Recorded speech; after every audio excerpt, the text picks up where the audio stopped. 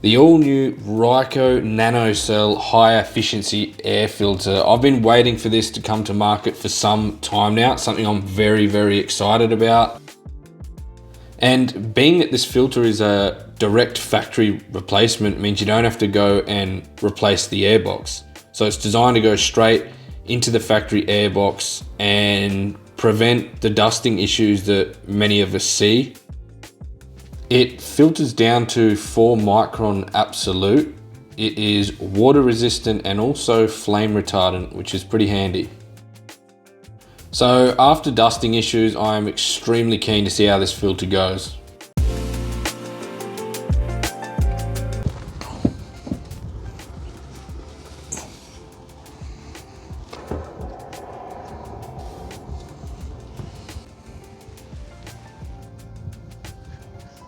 So we've only had the filter in for a couple of thousand Ks, but so far no dust on the clean side, which is a great sign.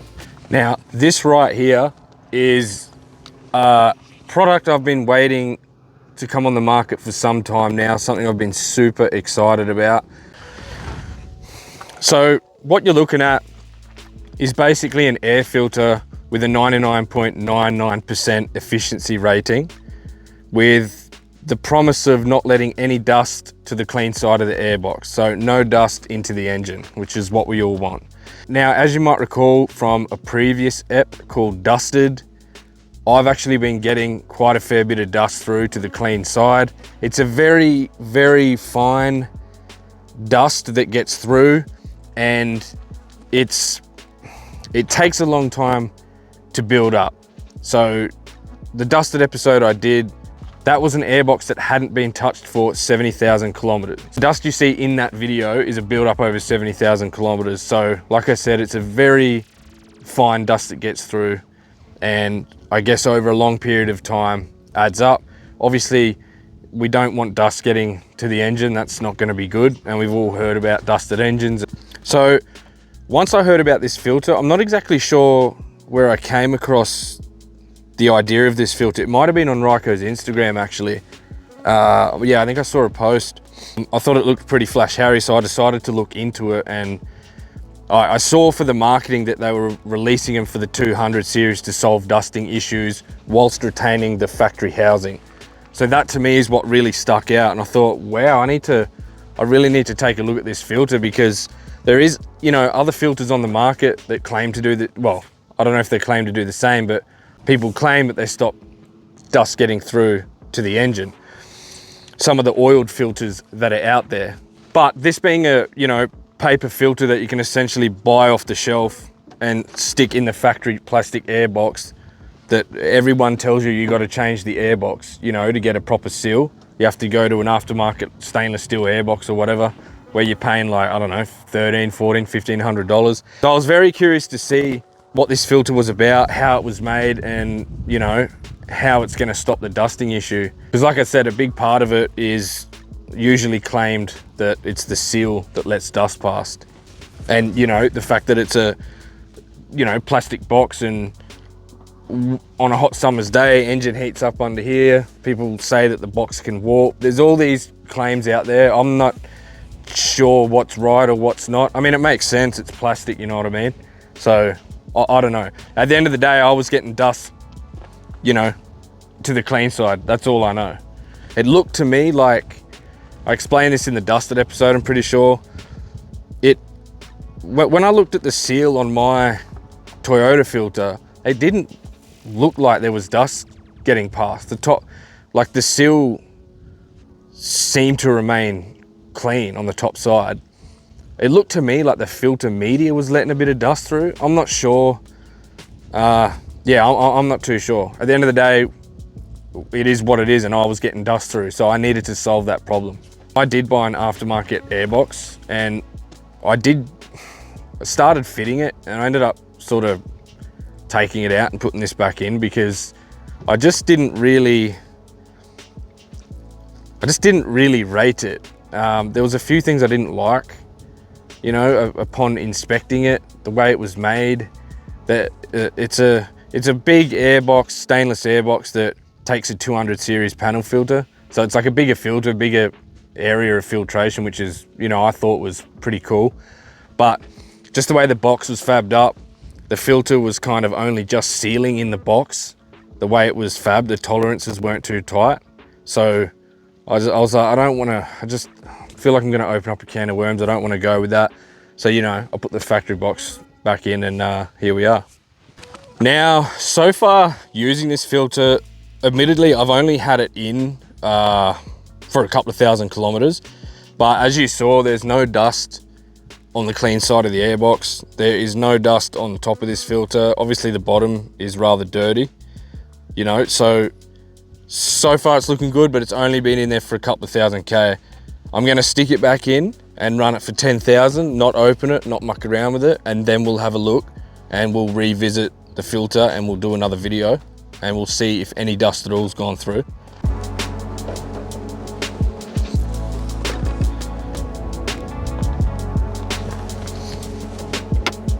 One thing I was really curious about was how the seal was done on this filter, the seal design, because if you go on Ryco's website, they've got a lot of good information on this new filter.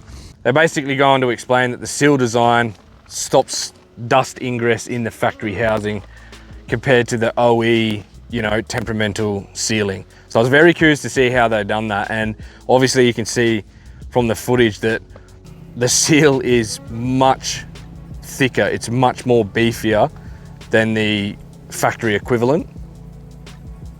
It's also, it's not just straight rubber, it's a bit of a, what feels like a foam seal, which is supposed to be very good at sealing out dust.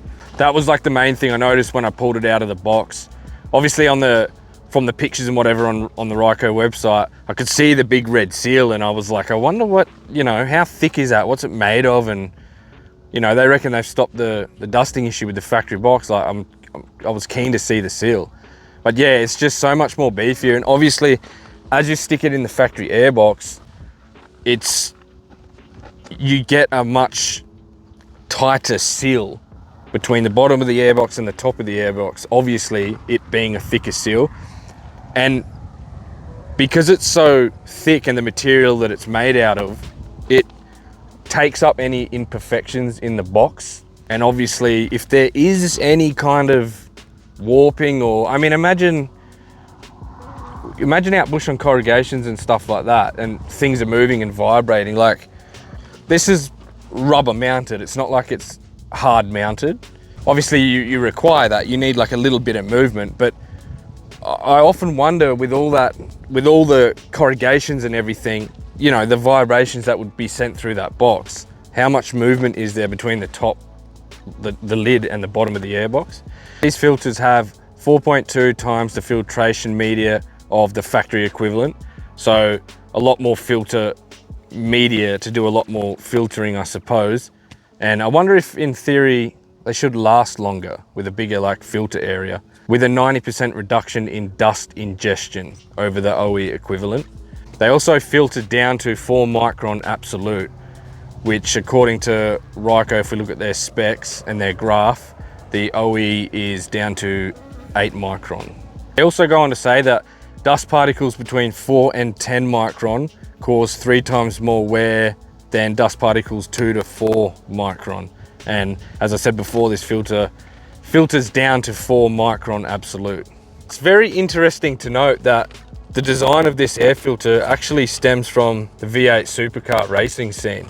That's where these filters were first designed, and that's where this technology comes from. It's kind of cool seeing that bleeding into the everyday four-wheel drive market. Now, obviously, I'm very keen to see just how this filter is going to go, and if it's going to stop, you know, dust getting to that clean side, dust getting into the engine, it's probably the filter that I'm going to stick with. I like to keep things like as simple as possible.